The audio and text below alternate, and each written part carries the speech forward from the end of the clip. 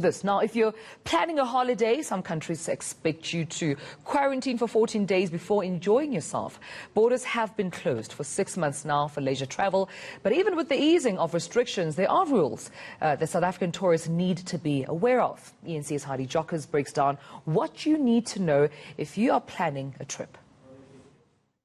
For those who want to travel to South Africa, the rules are clear. But there is still much confusion about South Africans who want to travel abroad for leisure purposes. 62 countries have no travel restrictions, but 65 others are completely closed for leisure travel. Even though South Africa doesn't allow UK tourists to come here, South Africans are allowed to go to the UK for a holiday if they're willing to spend 14 days in isolation.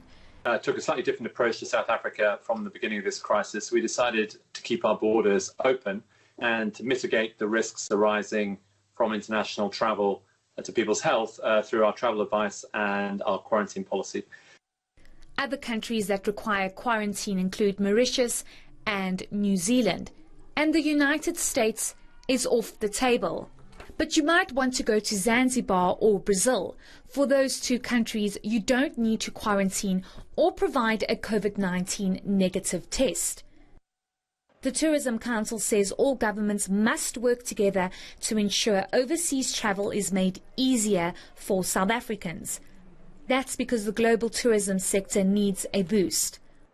For us, when we go overseas, I will encourage that everyone needs to look at, what is the regime of that particular country, understand if you need quarantine. I think that as time goes and as we open up our borders, we will have discussions with those countries to say, we don't have 30 days. We only have 15 days. How do we work out, this quarantine regime? How do we make sure that, people are not, exposed and so forth and so on? But it's something that we have to work out, from the, diplomatic channels. The list is updated every 2 weeks. This means countries could be added or taken off the list dependent on the risk. HEIDI GIOKOS in Johannesburg.